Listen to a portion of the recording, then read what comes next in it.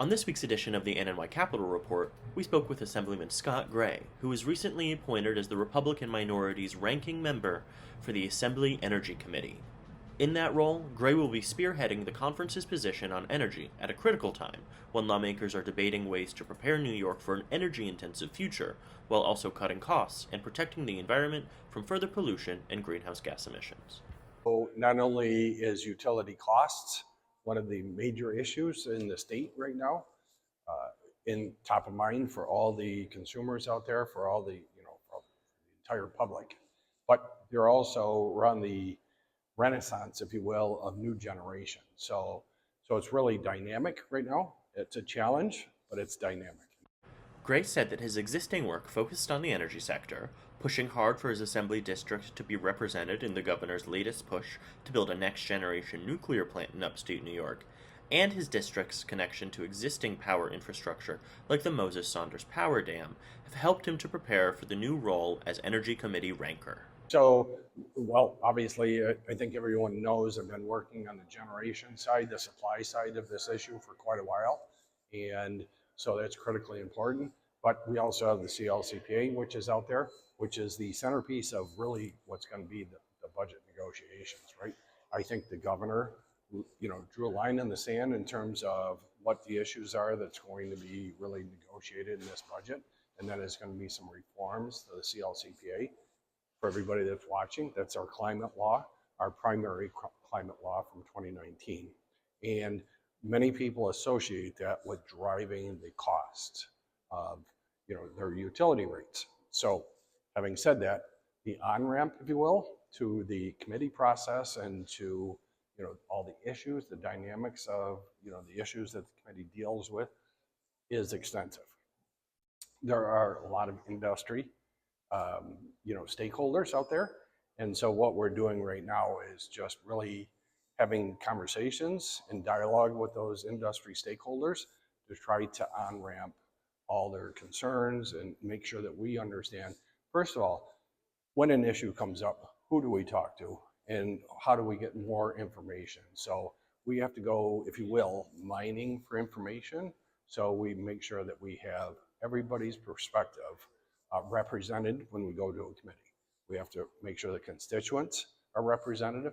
We have to make sure that the industry is represented, and we have to make sure that everybody can strive to something that works for the ratepayers. What works is affordability. We've heard that, right? We're seeing just the opposite of that. And the fact that we have to have dispatchable, reliable power. And we're also seeing that margin narrow.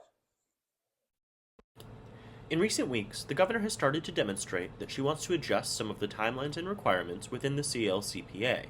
This week, she announced during a forum with Politico that she intends to push for those changes this year. Let's look at how we got here. Back when the law was passed in 2019, it was a very different world.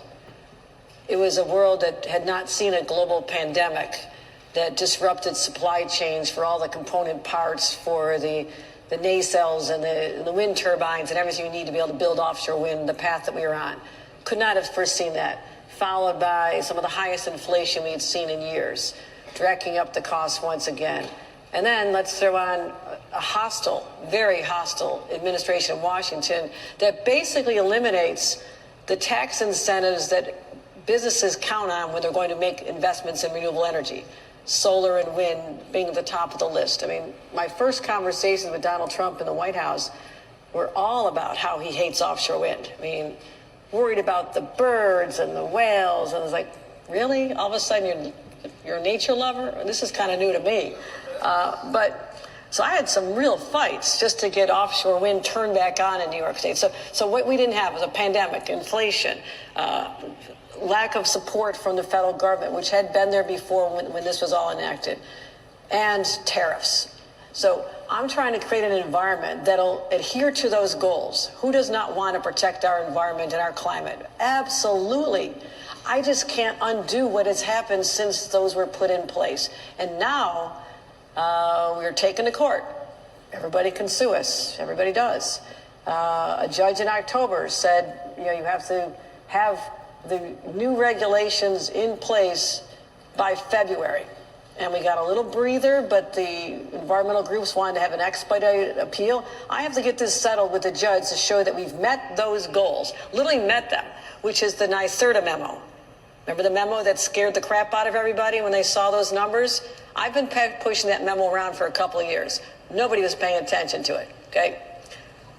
That'll go into effect under the judge's rule if something is not done during this budget time. That's the reality I'm facing. I have an April deadline to meet what a judge has told us we have to do. So do we want to give ourselves some breathing room, or do we want to impose those costs on you? Because that's not hypothetical.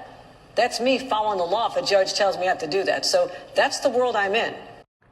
Gray said he's happy to see discussions arise about changing the timeline, but he stressed that he believes the solution to both cost and environmental issues is to increase generation with reliable, safe alternatives like nuclear power. We have to do something that's reliable. We have to make sure that there's enough generation. I will continue to say we do not have enough generation. We do not have enough supply, which is why you're seeing high supply charges right now. Gray said that as discussions about future energy policy continue, the legislature's work will focus on things like workforce and supply chain development, other ways that things in their purview can be adjusted to complement the governor's in-house initiatives. From the Watertown Daily Times Capitol Bureau, I'm Alex Gault.